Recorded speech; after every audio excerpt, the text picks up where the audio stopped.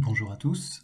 Aujourd'hui, je vous propose une jolie boucle depuis Barcelonnette, avec une première traversée du lac de Serponçon en direction du nord jusqu'à la Motte-en-Champsaur, en gros, puis un retour au sud avec une deuxième traversée du lac en direction de Dorniou cette fois, et un retour en Ubaye en revenant par Pralou et la Croix de l'Alpe. Et le tout fait un triangle d'environ 138 km, mais ça a surtout été un vol très long parce qu'il m'a fallu presque 8 heures pour le boucler, avec deux difficultés qui m'ont coûté en gros 1 heure chacune. Donc nous voilà à Soleil-Boeuf, il est 10h30 au déco, les conditions sont très bonnes, Jeff a décollé quelques minutes avant moi et il est déjà aux crêtes.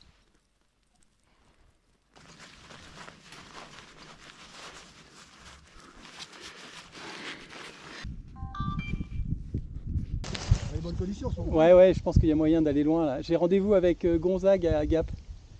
à Gap. Oh, normalement, ça doit le faire. Ouais, je pense que ça peut le faire, ouais. Bon, allez, je te laisse te concentrer. Ouais, bah bon vol. Hein. Salut, à Et plus. puis on vole ensemble ce week-end. Ouais. Ciao, ciao. Alors effectivement, l'idée initiale c'était de retrouver Gonzague dans l'après-midi autour de Gap, mais avant ça, il faut déjà s'extraire de Dubaï, traverser le lac de Serponçon et raccrocher du côté du Mont Guillaume. Salut Bernard.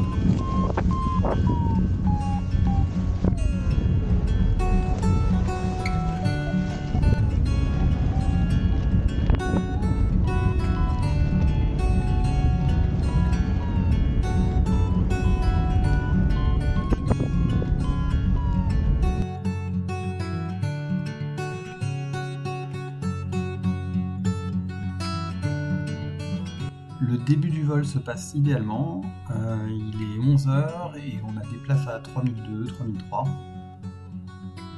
Alors je passe rapidement le col des Ors et je retrouve Jeff là sur la tête de l'Opet. Bon, malheureusement il est occupé cet après-midi, il doit faire demi-tour pour rentrer à Barcelone, dommage.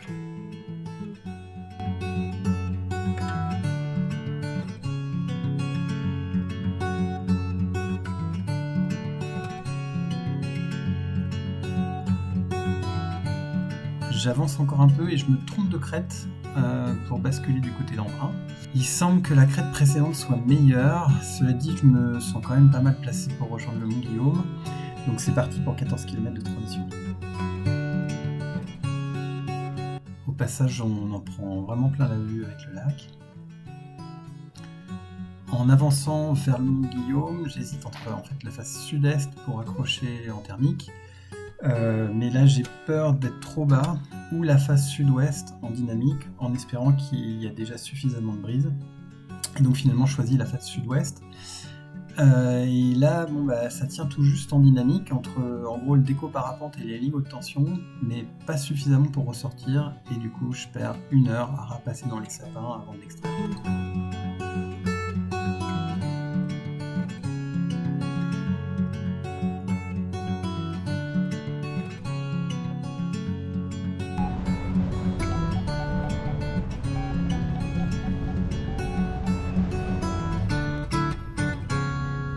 Finalement, ça ressort sur le Mont Guillaume et je pars vers Réalon et les Écrins. Alors, je connais pas du tout ce coin-là et c'est vraiment une belle découverte, j'adore.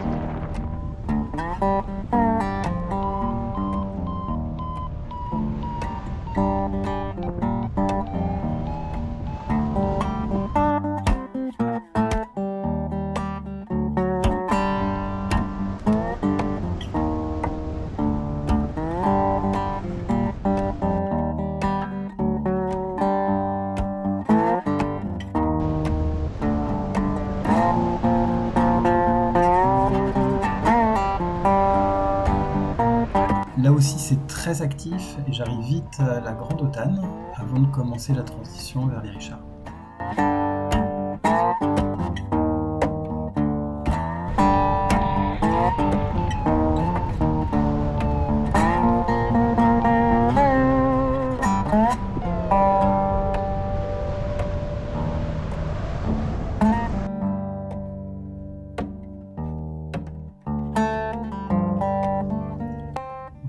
pour déjeuner.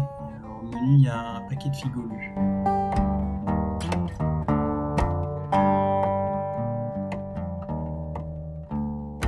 Comme prévu au Richard, je me fais satelliser et j'enchaîne vers le pic Quérel et le Cuchon, au-dessus du Champsaur.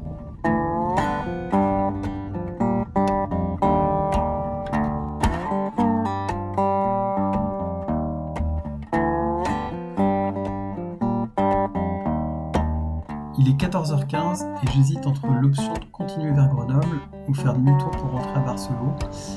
Et je me dis que si je finis à Grenoble, je vais perdre la journée le lendemain pour rentrer, donc je choisis l'option du retour à Barcelone.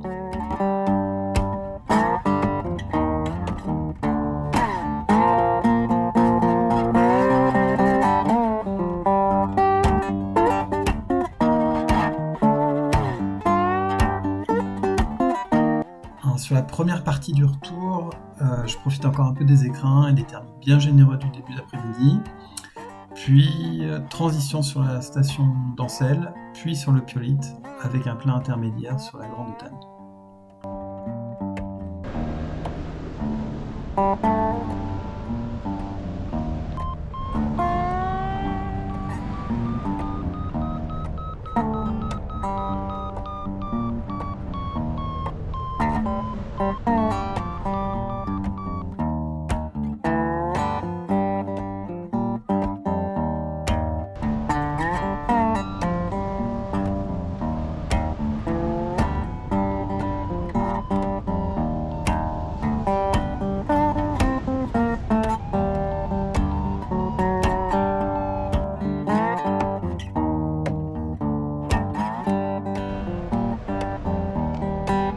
Là, ça fait 4h30 que je vole, et après un bon plaf à presque 3004, un peu avant les aiguilles de Chabrière, je me jette sur la deuxième grande transition du jour, vers Morgon, depuis le col de la Gardette.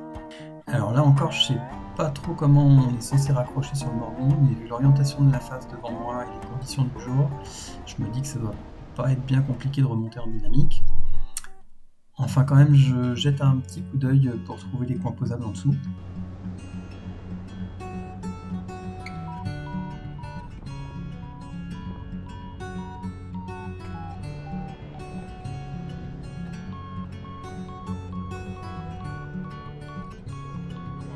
Alors effectivement, ça remonte facilement sur le Morgon, j'enchaîne très rapidement sur Montclar.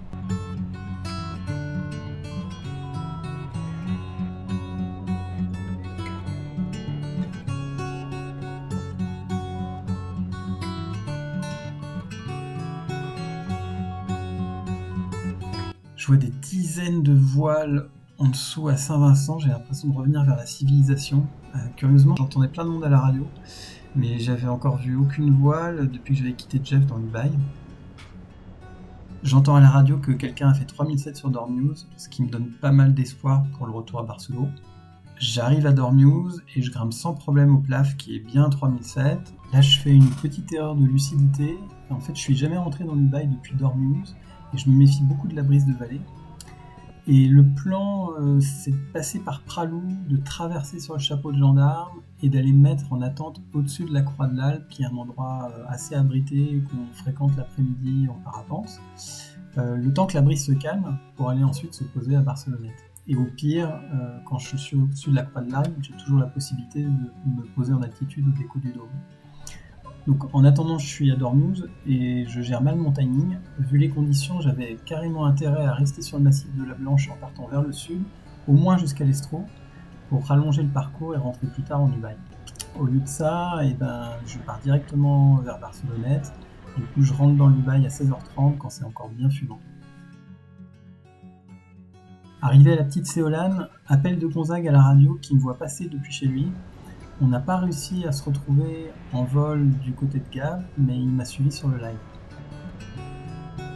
Clément de Gonzague.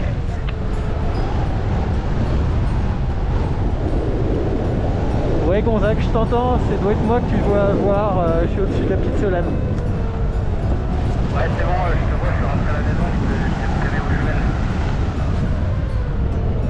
C'est comment les conditions en bas?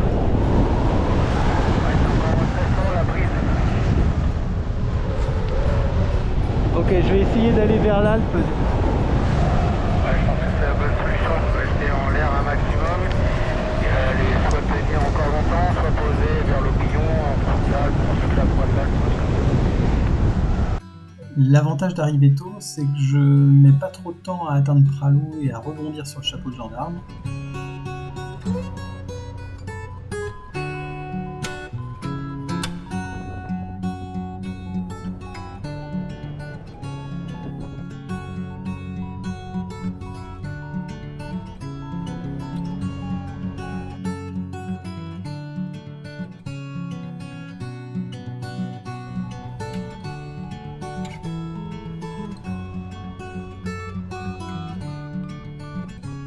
L'inconvénient, c'est que je me retrouve au-dessus de la croix de l'Alpe vers 17h et que je me tape 1 heure d'essuie-glace pour attendre que ce soit moins fort en fin de vallée. Ça m'intéresse d'autant plus d'aller poser à Barcelot qu'il me manque 6 km seulement pour boucler. Alors heureusement, Gonzague reste en radio, il me fait le point brise sur latéraux. Merci Gonzague. Finalement, je pars pour le glide final à 18h et je boucle ce joli tour en 7h47 quand même.